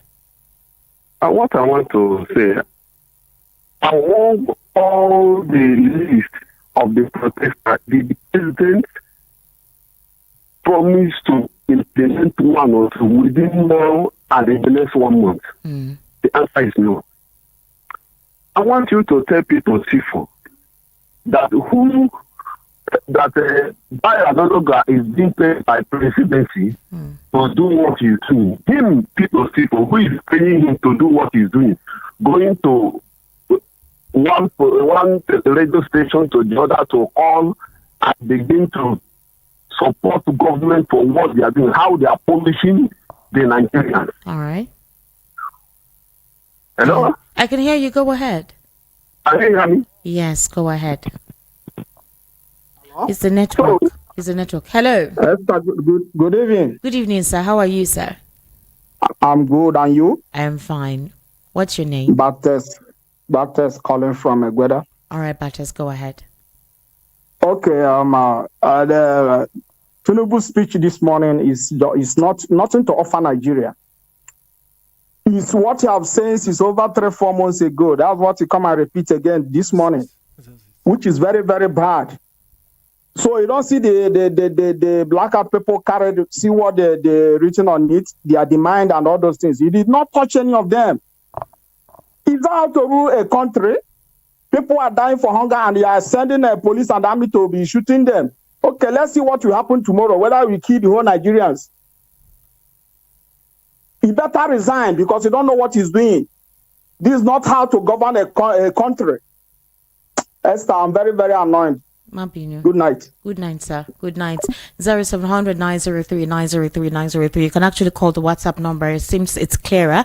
The number on WhatsApp is 0817 1756 338. 0817 1756 338. All right. So if you try to call the normal line and it keeps dropping, we can hear you. You can actually call the WhatsApp number. All right, 0817 1756 338. That's the number that you can actually call. All right. Hello, welcome to the Political Spotlight. What's your name? Hello. Hello, my name. Yes, hello. Good evening. My name is Chioma. Chioma, can you turn down the volume of your radio? Okay. I just want to comment on what you said today. All right, go ahead. Hello? I can hear you. Go ahead. I want to comment on what you said today. Yes, go ahead. Go ahead. Hello? Are you hearing me? I told you to turn down the volume of your radio, and I said go ahead and talk. So if you can't hear me, next time when you call, just keep talking. I can hear what you're saying, all right? Hi, Esther and Elvis. It's so sad whenever I hear people saying that this is a politically motivated. Please, which political party increases bags of rice and other food stuff? Tony Chicago. All right, Tony, thank you for sending your message. 0700 903 903 903. That's the number you can call. 0700 903 903 903. The WhatsApp number is 0817 1756 338. Hello, Sherry. How are you? Okay, we lost that. Hello? Hello? Hello? Hello? Yes, good evening. What's your name and location, please? Hello? I can hear you. Just go ahead. What's your name and location? Okay, good evening. Yes, good evening, sir. My name is Joe. I'm calling from a solo. All right, Joe, go ahead. Are you hearing me? I can hear you. Go ahead, please. I want to say something concerning what you people are discussing. By regard to your guest. Good evening, sir. Every discussion that is being made over radios, even this POP, our choice, nobody has ever remembered God in the discussion and the condition on ground. God will know this country very, very well. And the God I'm talking about does not respect anybody. So if people, Bible said that those who enter the house through window are thieves and robbers. So if people can enter political leadership in the way they are entering this country, there is no how they can get it right. And there is no how God can support them. As much as we are talking, I don't believe that we are in democracy in this country. Anybody who says we are in democracy don't know the meaning of democracy. But God will visit this country in the shortest possible time, the way I know God works. Thank you very much. Thank you so much. When they are entering this country, there is no... All right. Thank you so much for calling, all right? 0700 903 903 903. That's the number. All right. So call 0700 903 903 903. Hello? Hello? Hello? Hello? Can you hear me? I can hear you. Yes, go ahead, please. Sir? I commend you in your program. Thank you. What I want to say is that the federal government under Tinubu, they refuse to release Nnamdi Kano for detention. and allow Igbos to grow in this country will not have peace. No, please, I can't allow you to say this on national radio, okay? Please don't call in to make threats. The case of Nnamdi Kanu, there's still negotiation ongoing. I think he's next to appear in September, isn't it? It will end in political settlement. Exactly. So let's hope that works. Hello. Good evening. How are you? Can you hear me? I can hear you. The number to call is 0700 903 903 903, or you can call us on WhatsApp. All right. Hello. The Hello. Your Excellency. Good evening. Good evening, sir. How are you? Good job you're doing. Thank you. I'm not bad though. I just finished ice cream. Hello, are you there? Yes, go ahead. Okay. Hello. I can hear you. Go ahead. Oh, sorry. Apology. Okay. Thank you very much. You're welcome. Okay. My contribution tonight is short. History repeated itself today or at this time. Bola Tinubu sponsor people to carry Goodluck Jonathan's coffin while his mother was alive. I'm glad that he lived to see a fight back of history. I've never been the type that listened to him, but this morning I was forced to listen to him because I was in a friend's car. Now, Bola Tinubu, he made mention of people using ethnic bigotry. Yes. And I want to put it to him. Look, Esther, are you there? I'm listening to you, sir. Narcissists are very cunning people. Narcissists don't commit crime by themselves. They send people to commit crime on their behalf. Yes. Trump, the former president of America, has never been to jail before. But many people have been to jail on behalf of Trump because of the crime he sent them to commit. Now, he presented himself as someone who believes in equality. His current, for me to trust him, let him sack Bayo Onanuga, who is an Igbophobic man. His wife, Remi Tinubu, openly said in Lagos that Igbo people should be evicted. And those people are in his life. If he truly wants us to believe him, let him get them out. Lastly, towards the end of, at a point in his speech, he said security agency should continue to be professional. Esther, please help me. How can a commander-in-chief of a country use the word should? I expected him to use the word will, which means he did not believe in his conviction that anybody that get out on the street will be killed. Then he said something. He said the people that died. That's wrong. It's the people that were killed. Thank you. All right. Thank you so much. All right. Thank you. Esther. Hello. Hello. Yes. Esther, good evening. Yes, sir. Go ahead, please. My name is Mayor. Good evening to Mr. Elvis. Good evening, sir. Thank you, Esther, for your good job you are doing. Thank you so much. We are in a very big fix. So we have been a mess, honestly. I never expected something different from Tinubu's speech because I know I've been saying that it's not the normal rhetoric. He just declared it this morning. My concern is that it's unfortunate because 2027 is still a long way to go. Nigeria cannot survive. I think it's high time. In Igbo, they said an elder should not be in a place the mother goes to born under tether, he goes or whatever. Our elders should talk. Those people that we are talking about, where are the likes of Pastor Deboye? Where are the likes of Kinder? Where are the likes of Wale? The guy just made a comment before. Other things. They are waiting for this country to burn. No country can accommodate Nigeria because our population is much. If Lagos alone enter Togo, there will be trouble there. Let them be hearing me. If half of Lagos enter Togo, if there's any trouble, yes, Lagos State alone is not a bad transport. There will be trouble. Keep quiet until they see flames. All right, thank you. Be it. Thank you. Thank you so much. All right, let me read some messages on YouTube. Levi Nati says the song lyrics are in the comment section. The voice of the people is a power. Tessie Jones says, no, I'm not going to read this one. And Levi Nati says, when a man says he wants to be the president because Emi Loko, it is my turn, rather than Emi a minimum. It is I who can solve it. Then you cannot blame such man if he fails as a president. I hope I actually pronounced or read that out right. Okay. Amara Chuchi says Tinubu in a mock coffin in Kano, and I laugh in Swahili language thanks to Egbo Dele Farotimi, who had always predicted that it will start from the north. Mr. Elvis, that's true. Yes. Delis actually said it. So nice to hear Esther speak Yoruba Mabinu. It's so slow. Boraima Akombi says NNPC collecting $1 trillion since 2011. Also, okay, so somebody says the power belongs to the folk. That's Boraima Akombi. Levinati says, okay, let me go ahead. Loveling Eze, speech and speech all the time. Divide the contraption to let everyone go. Wicked politicians.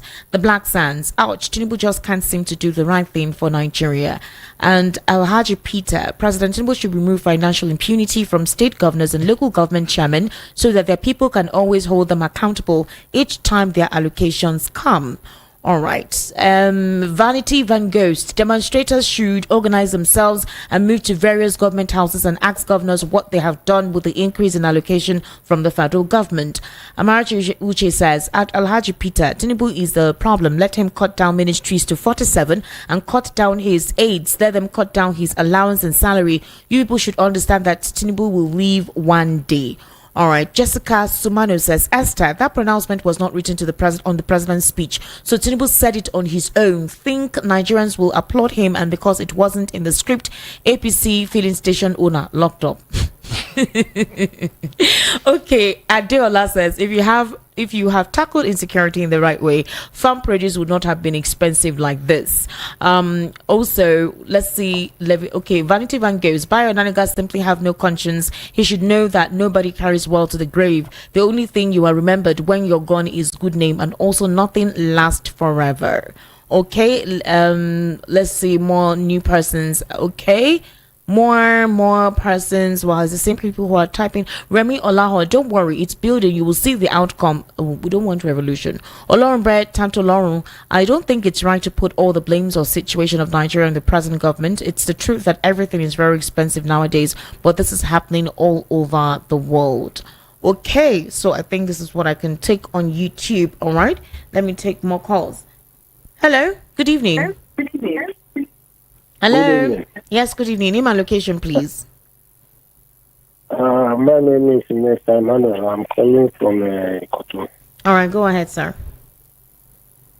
My own suggestion is that, or my own case is that the problem of Nigeria is beyond one man. Okay. We have been having successive governments right from independence.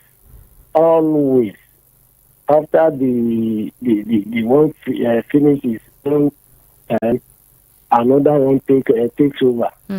If you compare the two, it's the way of their governance keep on getting worse and worse and worse and worse. So definitely the problem of Nigeria is beyond Tinubu, is beyond one man, it is beyond one person. Okay. People should stop dissipating their energy on artificialities. The real problem of Nigeria is the structure. The structure is very crooked. The structure does not permit good governance at all. All right. If you will ask yourself, all these legislatures that have been there since the time of Obasanjo, all right, why is it that the law that can adequately punish, youth, none of them touch it? Somebody stole police pension from 6 billion. After trial, he was convicted and, he was told to return 600,000. All right, we need to end this conversation now, all right? You've gone more than a minute. So the structure, people should, if they want to demonstrate, let them demonstrate to change the structure of Nigeria. The Constitution has to go. All right, thank you. Thank you. you. Problem of Nigeria is beyond one person. Don't deceive yourself. All right, thank you so much. Mr. Elvis. Who is the president and commander-in-chief of the armed forces? Is it not Tinubu? Yes, if he says it's beyond, who will call for restructuring? Is it Tinubu? There is 2014 confab lying fallow in Aso Rock or wherever they kept it. Can't it be worked on? If he's, the same way he sent the National Assembly, the new National Anthem, that were passed within 2 days they passed it. We have seen the bills they have sent to the National Assembly, the way they passed it in dispatch. He can also do that. But look at what his best friend lately said this morning when he listened to his speech. Professor Wole Soyinka, yes. He said, if I quote, he said, "Serving of bullets where bread is pleaded is ominous. Retrogression, prelude to revolution." That's what he said. That's what he said. And even the aggression on journalists too. This is what he said.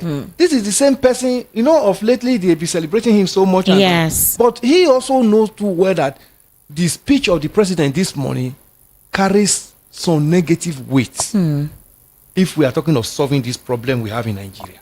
So the president should at least let them come with olive branch to reach out to the protesters. People. Let them not be saying they are faceless, they are opposition, giving them names. The people on the street are hungry. They don't even know anything about opposition. Nobody is talking about political party again any longer. We are talking about how to take care of our families and feed ourselves. Nobody is talking of any political party any longer now. Nobody is talking about politics. We are hungry. We cannot feed. We cannot do those things that we do in dispatch before now. What is responsible? Then you are branding their name. Bayo Onanuga is coming on, and somebody is saying Bayo Onanuga is right. He's doing the work he's employed to do. Whose money is being used to pay? Is it not Nigerians' money? He's paid with Nigeria's money. So that means our politicians do not have the mandate. They don't have conscience. They don't think of you and I. When they are there, they serve just one person who employed them. They forgot that this person that employed them is employing them with Nigerians' money. And therefore, they are there in that asshole to do the bidding of Nigerians. All right, it's time for us to wrap up the political spotlight this evening. Mr. Elvis Ali-Mihele, thank you so much for taking your time to be here and giving us your perception to all of the questions asked. There's quite a lot to actually talk about. Do we think the protest will continue tomorrow? Yeah, it's 10 days. So we are still waiting. All right. But the only advice I have is that it should be as peaceful as possible. Because now that the president has given the armed forces kind of power now, let them unleash mayhem. On the protesters tomorrow on the street. All right. Thank you so much, Mr. Elvis. Social media handle? Elvis Ali-Mihele across all social media. All right. Okay. You can follow me on YouTube, Estic Media, ESTIQMEDIA. Across the social media handles, Esther Nwachukwu on X, Esther Nwachukwu on Facebook, and Esther Was on Instagram. Good evening, and thank you for being part of the Political Spotlight. See you next time.